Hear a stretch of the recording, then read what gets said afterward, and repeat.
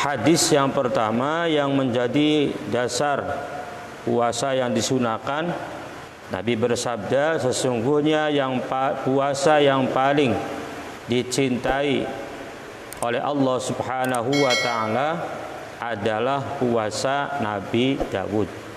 Begitu pula solat yang sangat dicintai oleh Allah adalah solatnya Nabi Daud. Kalau mungkin puasa kita sering mendengar ya, puasa Nabi Daud itu kan 1 hari puasa, 1 hari buka. Misal kita Senin puasa, Selasa buka, Rebo puasa, Kamis buka, Jumat puasa, Sabtu buka, Ahad puasa, Senin buka. Sering ya puasa. Nah sekarang sholatnya, Nabi Daud itu sholatnya seperti apa? Karena yanamu nisfal laili. Nabi Daud itu ketika setengah malam ya, hitungan malamnya dari jam 6 sore.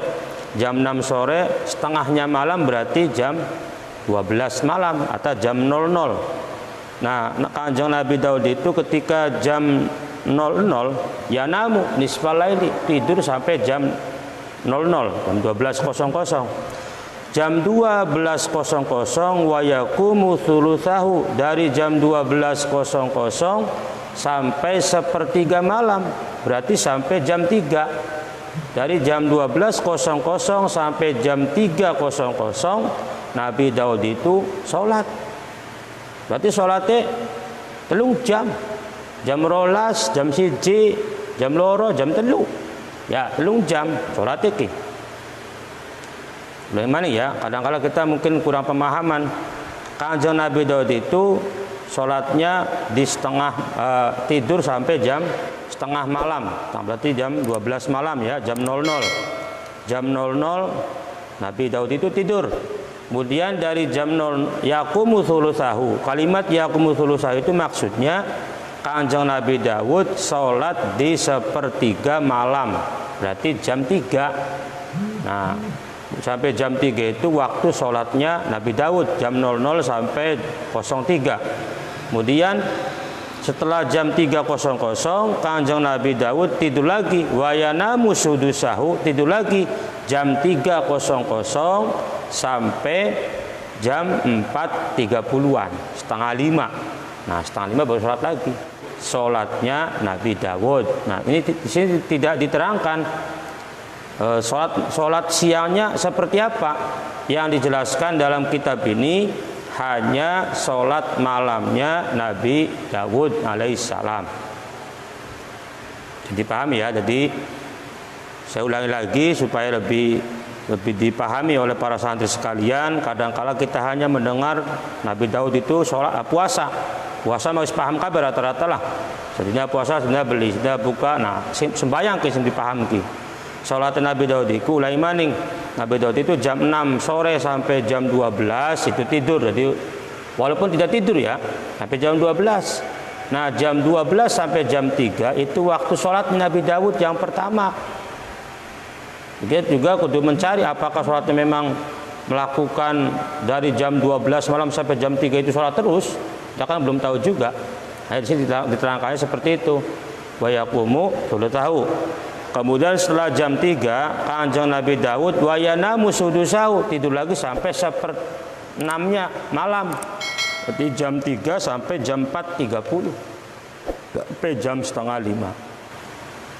Itu mengenai sholatnya Nabi Daud alaihissalam. Ya repot kan? Kalau kita tinggal maghrib sholat jam 6, jam 7 sholat lagi isya. Habis itu baru apa? Ya turut terus lawase. Subuh gak kari kena. Sering-seringnya ya ngepong, ngeliwat. Yang bulan puasa maning, yang bulan biasa maning kan, sing turun labas. Dari bulan puasa bae dipai sahur jam 3:30, jam 4, yang gerbae begitu subuh ya. Sholli fardhu subhi kawanan angger bae. Nah, seperti itulah. Jadi ini barangkali yang belum pernah mendengar ya keterangan Nabi Daud sholatnya seperti apa, ini dalam kitab diterangkan seperti itu. Dan Anda juga boleh melihatnya di kitab Sahih Bukhari itu ya, ada di Sahih Bukhari seperti itu ada. Wa kana yasumu yauman wa yuftir yauman. Nabi Daud itu kalau puasanya satu hari puasa, satu hari berbuka. Insya Allah ini sudah dipahami lah ya mengenai puasa mah. Kalau yang tadi sholat mungkin banyak yang belum diketahui.